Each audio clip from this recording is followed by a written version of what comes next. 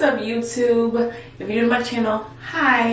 If you're coming from Instagram, hi my loves. Make sure you follow me on Instagram at Just So Weird. Okay, so someone had DM me on Instagram and wanted me to make some more story times about my life. I don't know why, because my life is like pretty online. I'm gonna say pretty boring. That's a whole cap. That's a whole cap. So yeah, I'm gonna go ahead and just, I guess, make more story times on my channel. A list of story times that I can go over, but some of them made me feel uncomfortable, but I guess I'll go ahead and talk about them. I'm gonna go for the most manipulative, toxic, abusive relationship I have went through. It was with my ex, which was a Pisces male. I kind of don't like Pisces women either. But anyway, let's just get into the story time or whatever. So you know how you're dating someone and when you first like start dating them, they're normal and stuff and you're like digging their vibe? Yeah, that's what he was. I thought nothing was wrong with him, right? Okay, so boom.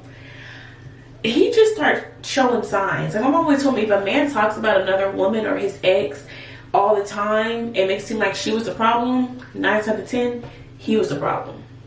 And I didn't catch on until like further on in our relationship that it was him and not her. Like he would tell me she's crazy, she stabbed me, she used to cheat on me, and this. And he would just talk so poorly about this girl, like it was just all her fault. And I'm just like, damn, the ex was wild. And like, why would you treat you like this? You're such a sweet guy. Because he was love bombing me. He was love bombing me. And I couldn't see it. First time I noticed something was off about him is when you should never do this, ladies. Never go through a man's phone unless you got an exit strategy. But I went through his phone. I went through that motherfucking phone because bitch, I'm gonna go to this phone. We finna find out what the hell is in this phone because I want to see what we working with. Okay. And this dude was texting so many females, naked pics and all, you name it. I was just like, what did I get myself into? What is wrong with me? So, you know, females, we stupid, we dumb. We want to stay with a dude, hold him down. Hopefully he'll change, etc., etc. And I'm one of those people that think I can change everybody. That's my damn problem. If you're broken, I think I can fix you. You know, I caught him cheating. I was gonna stay. I just don't get it. Like, us females go through the nigga phone, but we still stay. Why? Dumb, right? I know. So I went through that little phone or whatever multiple times, and our arguments would get intense. It would, yelling would turn into touching, and touching would turn into pushing. I don't want to get too extreme because I don't want to have anybody on here that might trigger one of their, you know, I guess, times that they were in an abusive relationship. But again, this is my story, so if you're gonna have any triggers, you don't need to watch this video because you've already read the title. Anyway, he would, you know, put his hands on me, he would choke me, push me around, like all stuff like that. Abusive relationship. He would abuse me manipulatively. He was abusing me emotionally and physically. Yeah, have you ever been emotionally abused? It's not fun at all.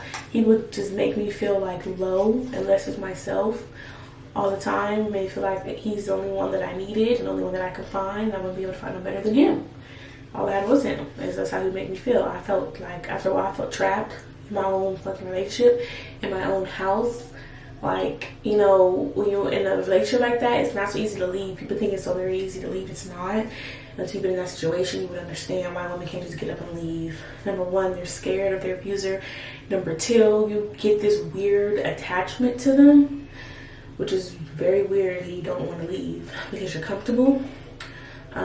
Also, I've tried to let him leave. Like, I told him to get out of my house.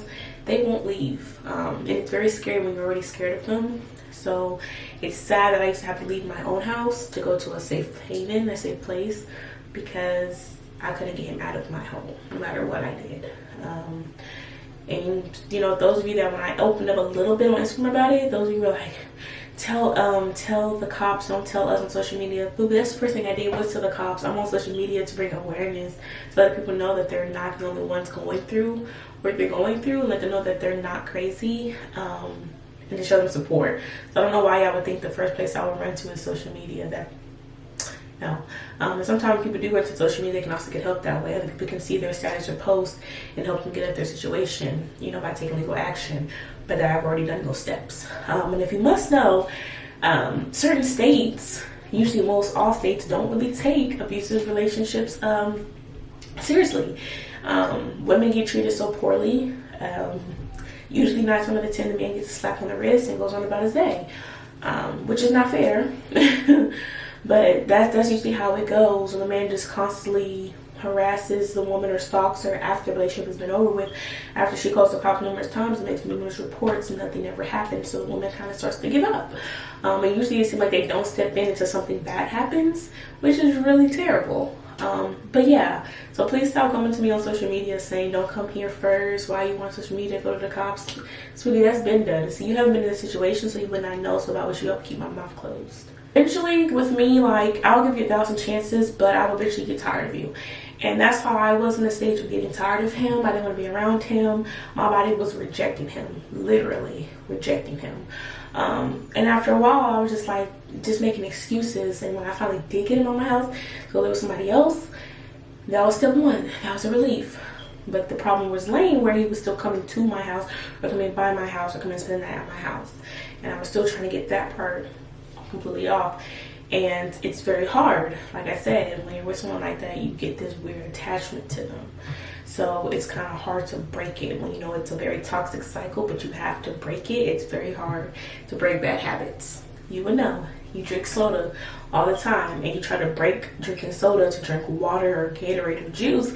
It's hard. You're not going to just wake up and just drink that and never want to pick up a can of soda. You have to ease your way into it. It's the same thing with caffeine. It's the same thing with relationships like this, toxic relationships. One day I went ahead and told my neighbor, because I was just so sick of it and so tired of it, that I just like had my breaking point. Like my breaking point was there and I was done, and I was like, you know what? Once I do this, it's over. There's no going back. I told my neighbor, I opened up to her, and she helped me, the rest of the way, get out of my relationship by letting me, stay at her house. And if people come by, she would lie, say I'm at home, things like that, to get him to kind of finally back off. It worked for a little bit, but even after we broke up until March of this year, he has finally left me alone. And this is sad because it's April.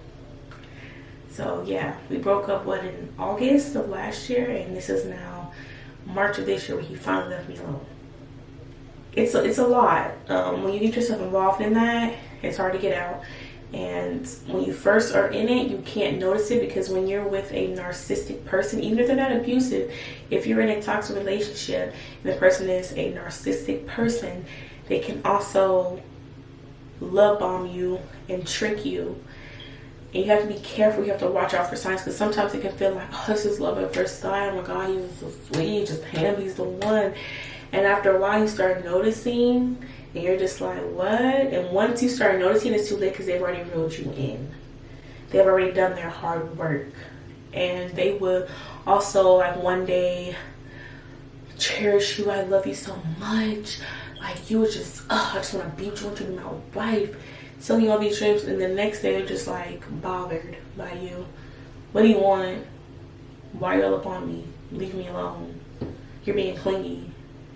The next day, yeah, I do love you, like, so much. Because they do that because they want to play with your mind so you don't leave. Because once they love bomb you and the next day they act like they don't care about you, you're kind of thinking, oh, maybe I should leave. The next day they turn around and love bomb you. You're like, oh no, I have to stay. And it's hard to, when you're in it, it's hard to notice. But I've been in a lot now that I can notice if someone is being toxic towards me. And immediately I can break that up, because even friendships are toxic. Relationships, friendships, family, all of that. You can notice after a while when someone is being toxic towards you. It's also why I'm taking this spiritual journey. Hence the reason why I haven't really been posting on social media anymore, because I do need to take a cleanse. And I do just need to, sometimes I lose myself. I just need to find myself again, that's all. And I just get buried. So that's what I just need to do. I want to take this spiritual journey. I haven't really got into being spiritual at all, really. But I think it's just time to kind of tap into that. Because I want to be able to cleanse my peace, my air, my aroma, all of that. I don't want anything to be able to affect me at all. I want to be able to handle situations differently, because my problem is I like to handle things emotionally, and I think of my emotions first, and I don't want to do that. Now, if you're wondering, what does spiritual have to do with toxic relationships? A lot. Because if you have a peace within yourself, it's hard for someone to come and destroy that. So your spiritualness will automatically notice when someone is toxic and being narcissistic. And don't get me wrong, a lot of people are toxic. Almost everybody has a toxic trait. But it's different when you're with someone that constantly cheats on you, constantly lies to you, constantly plays you, constantly does everything, you know. You don't want that. Maybe if you date somebody and their toxic trait is talking too much or being clingy or being a little controlling or being too codependent. Just something, not all the other extra stuff. I don't know what y'all getting this. Oh, if you really love someone, they must stick it out. I'd rather stick it out with the person I'm with than turn around and find someone else new to love. Yes, it's hard to just let it go and find somebody else new to love. But why would you want to put yourself through constant heartbreak? Live in constant fear. I wouldn't want that for myself. So why would you want that for yourself? So you have to think about that too and just get up and walk away. That's all you can do, is get up and walk away. I know it's hard. I ain't saying it easy because I've been there. I've already been there. It's very hard. You want to leave a lot, but sometimes you get comfortable. Like I said, you get comfortable with this person. And you have to break it off completely. You have to go cold turkey. It hurts, but you gotta go cold turkey. You gotta block them on social media. You gotta block them from texting you. Change the number if you have to. Change your email address. Heck, if they got that. Never be home. Find somebody, find somewhere else to go. If you have money, find a hotel. Stay there for a week or two. That's what you gotta do. Go completely cold turkey.